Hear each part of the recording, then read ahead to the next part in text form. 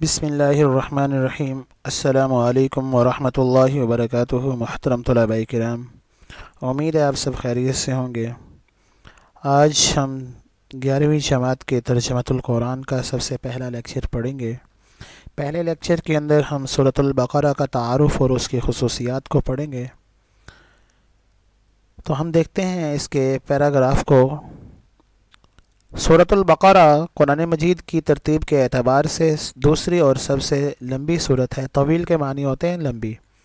اس سورت میں کل 286 آیات ہیں اور تقریباً 140 رکوع ہیں۔ سورۃ البقرہ کا آغاز حروف مقطعات سے ہوتا ہے۔ حروف مقطعات قرآن مجید کی کچھ سورتوں کے شروع میں آنے والے وہ حروف ہیں جن کے معنی اللہ تعالیٰ اور حضرت محمد صلی اللہ علیہ وسلم کے سوا کوئی نہیں جانتا۔ اب یہ حروف مقطعات کہتے ہیں کن کو، یعنی یہ الف لام میم، یہ قرآن مجید کی کتنی صورتوں میں ہیں؟ تو غالباً یہ 29 صورت کے شروع میں آتے ہیں۔ اس کا معنی اللہ اور اس کے رسول، اللہ عالم بمرادہ، اللہ ہی اس کی مراد کو جانتے ہیں، یا علماء نے لکھا ہے کہ یہ اللہ اور اس کے نبی کے درمیان راز و نیاز کی باتیں ہیں، تو ہمیں ان کو جاننے کی ضرورت اور اس میں پڑھنا بھی نہیں چاہیے۔ اب آگے یہ ہے سورۃ البقرہ کی آیت 67 یعنی 67 اور تا 73 میں اس گائے کا واقعہ مذکور ہے جسے ذبح کرنے کا حکم بنی اسرائیل کو دیا گیا تھا۔ اس لیے اس سورت کا نام سورۃ البقرہ ہے، کیونکہ بقرہ عربی میں گائے کو کہتے ہیں۔ اس واقعہ میں بہت سی حکمتیں ہیں، جن میں سے ایک اہم بات یہ ہے کہ اللہ تعالیٰ انسانوں کے مر جانے کے بعد انہیں دوبارہ زندہ کرنے پر مکمل قدرت رکھتا ہے۔ اب یہ جو ہمارا سورۃ البقرہ ہے، اس میں یہ پہلے سوال کا جواب ہے، مختصر سوالات۔ اس کا معنی یعنی سوال یہ بھی بن سکتا ہے سورۃ البقرہ کی وجہ تسمیہ، یعنی سورۃ البقرہ کا نام بقرہ کیوں رکھا گیا، سورۃ البقرہ کو بقرہ کہنے کی کیا وجہ ہے، یعنی کس طرح بھی اگر سوال ہو تو اس کا جواب یہ ہمارا سوال ہوگا۔ آگے ہم دیکھتے ہیں نبی کریم صلی اللہ علیہ وسلم جب ہجرت فرما کر مدینہ منورہ تشریف فرما ہوئے تو یہ صورت نازل ہوئی۔ مدینہ منورہ میں جن لوگوں کو اسلام کی دعوت پیش کی جا رہی تھی وہ مکہ کے رہنے والوں سے مختلف تھے۔ یہاں اسلام کی دعوت جس مرحلے میں داخل ہو رہی تھی اس کی ضروریات اور تقاضے بھی بالکل نئے تھے، اس لیے اس صورت کے موضوعات اور مضامین کا مکی دور کی صورتوں سے فرق بہت نمایاں ہے۔ مطلب اس کا یہ ہے کہ اللہ کے نبی صلی اللہ علیہ وسلم نے مکہ میں جب دعوت دی، مکہ کے لوگوں نے اسلام کو قبول نہیں کیا، اور مدینہ کے لوگوں نے چونکہ قبول کرنا شروع کر دیا اور ان کی رغبت اسلام کی طرف ہو گئی تھی، تو اب وہاں پہ ان کی ضروریات اور وہاں کے الگ طرز عمل تھا، اور مکہ کے لوگوں کا مزاج رویہ الگ تھا۔ تو اب یہ صورتیں اس اعتبار سے، ان کے مزاج کے اعتبار سے، ان کے رویے کے اعتبار سے نازل ہوئی ہیں، اس لیے ان کے مضامین کے اندر، ان کے موضوعات کے اندر بہت زیادہ فرق ہے۔ آگے سورۃ البقرہ بہت فضیلت والی صورت ہے۔ صحابہ کرام کے زمانے میں جو شخص سورۃ البقرہ اور سورۃ آل عمران کا عالم ہوتا تھا اسے بہت عظیم اور لائق تکریم شمار یعنی عزت والا شمار کیا جاتا تھا۔ حضرت محمد صلی اللہ علیہ وسلم نے فرمایا، اپنے گھروں کو قبرستان نہ بناؤ، یعنی ذکر و تلاوت سے گھروں کو خالی نہ رکھو، بے شک شیطان اس گھر میں داخل نہیں ہوتا جس گھر میں سورۃ البقرہ کی تلاوت کی جائے۔ یہ سورۃ البقرہ کی یعنی آپ سمجھ لیں خاصیت سمجھ لیں یا اس کی فضیلت سمجھ لیں کہ جس گھر میں سورۃ البقرہ پڑھی جاتی ہے وہاں پہ جنات، شیاطین وغیرہ دور دور تک قریب نہیں آتے۔ آگے ہے نبی کریم صلی اللہ علیہ وسلم نے فرمایا، ہر چیز کی ایک چوٹی ہے، بلندی، اور قرآن مجید کی چوٹی سورۃ البقرہ ہے۔ اب یہ آپ کے چوتھے یعنی سوال نمبر 4 کے مختصر کا جواب ہے کہ قرآن کی چوٹی کس کو کہا گیا ہے؟ سورۃ البقرہ کو قرآن پاک کی چوٹی کہا گیا ہے۔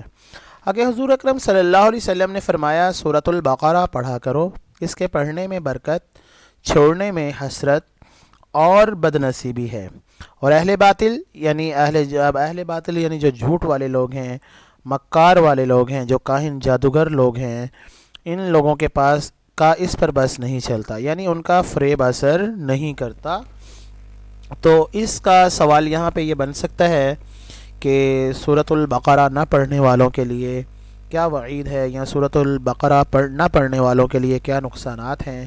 تو ان کے نقصانات ظاہر یہی ہوں گے کہ ان کے اوپر جو ہے، جو لوگ بھی نہیں پڑھتے، جادوگروں اور کاہنوں اور مکاروں کا ان کے اوپر بس چل جاتا ہے۔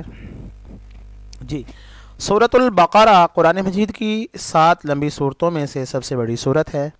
ان صورتوں کے متعلق نبی کریم صلی اللہ علیہ وسلم نے فرمایا، جس نے قرآن مجید کی 7 طویل صورتوں کے علم کو حاصل کیا وہ بہت بڑا عالم بن گیا۔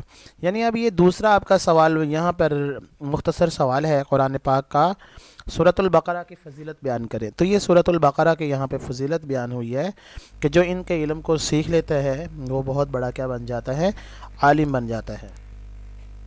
سورۃ البقرہ کی آخری 2 آیات کے بارے میں آپ صلی اللہ علیہ وسلم نے ارشاد فرمایا، جو شخص بھی سورۃ البقرہ کی آخری 2 آیات رات میں سونے سے پہلے پڑھے اس کے لیے یہ کافی ہو جائیں گی۔ مطلب کہ یہ سورۃ البقرہ کی آخری 2 آیات کی فضیلت ہے، جو ان کو رات کو پڑھ کر سوئے گا وہ اس کے لیے کیا ہوں گی، کافی ہوں گی۔ سورۃ البقرہ کے مضامین کی گہرائی اور وسعت کا اندازہ اس بات سے لگایا جا سکتا ہے کہ حضرت عمر ابن خطاب جیسے جلیل القدر یعنی بڑے صحابی کو اس صورت کے وہ مکمل طور پر سیکھنے میں 12 سال لگے، جبکہ ان کے صاحبزادے حضرت عبداللہ بن عمر نے اس صورت کو 8 سال میں اس کے تمام مضامین کو سیکھا۔ یعنی قرآن مجید کی جو سورۃ البقرہ ہے، اس کے جو مضامین ہیں، اس کے اندر جو شرعی احکام کی جو نوعیت ہے وہ اتنی گہری ہے، اتنی زیادہ ہے کہ سب سے زیادہ قرآن کے احکام اس صورت کے اندر بیان ہوئے ہیں۔ تو حضرت عمر نے صرف اس ہی صورت کے علوم کو سیکھنے کے لیے احکام کو سیکھنے میں 12 سال لگا دیے، اور ان کے بیٹے عبداللہ بن عمر نے 8 سال لگا دیے۔ تو اس سے اندازہ ہوتا ہے کہ سورۃ البقرہ کے اندر احکام کی کیا نوعیت ہے۔ اگر آیت الکرسی قرآن مجید کی بہت فضیلت والی آیت ہے، تمام آیتوں کی یہ سردار ہے۔ سورۃ البقرہ کی آیت نمبر 255 آیت الکرسی ہے، یعنی آیت نمبر 255 کو آیت الکرسی کہا جاتا ہے۔ تو آیت الکرسی کے بارے میں آپ صلی اللہ علیہ وسلم نے فرمایا، جو شخص ہر فرض نماز کے بعد آیت الکرسی پڑھتا ہے اسے جنت میں داخل ہونے سے صرف موت ہی روکے رکھتی ہے۔ یعنی یہ اب سوال ہمارا یہ بھی بن سکتا ہے، آیت الکرسی کی فضیلت، اس فضیلت میں ہم یہ دونوں حدیثیں لکھ دیتے ہیں، اور یہ بھی سوال اس کا بن سکتا ہے فرض نماز کے بعد آیت الکرسی کی فضیلت کیا ہے، تو یہ بھی ہم اس کا سوال کا جواب دے سکتے ہیں۔ تو آپ صلی اللہ علیہ وسلم نے فرمایا، جب تم اپنے بستر پر جانے لگو تو آیت الکرسی پڑھ لیا کرو، صبح تک اللہ کی طرف سے تمہارے لیے ایک محافظ مقرر ہوگا اور شیطان تمہارے قریب نہیں آ سکے گا۔ آیت الکرسی اللہ تعالیٰ کی وحدانیت یعنی اس کے یکتا ہونے کو بیان کیا گیا ہے، اس میں اللہ تعالیٰ کی قدرت اور صفات کو بھی بیان کیا گیا ہے۔ مطلب کہ آیت الکرسی پڑھنے کے یہ فوائد ہیں اور اس کی یہ فضیلتیں ہیں، جو بھی ان کو پڑھے گا انشاءاللہ وہ ان چیزوں سے کیا رہے گا، محفوظ رہے گا۔ تو محترم طلباء کرام، یہ ہمارا جو ہے سورۃ البقرہ کا تعارف تھا۔ تعارف کے اندر سے جو ہمارے مشقی سوالات حل ہو چکے ہیں وہ حل کروانے کی ساتھ ساتھ کوشش کی ہے۔ انشاءاللہ اب اگلے لیکچر کے اندر مضامین اور اہم نکات کے بارے میں بتایا جائے گا۔ تو انشاءاللہ مضامین اور نکات میں بھی آپ کے جو بقیہ سوالات ہیں ان کو جو ہے خط کشید کروا دیا جائے گا یا نشاندہی ان کی کر دی جائے گی۔ السلام علیکم ورحمۃ اللہ وبرکاتہ۔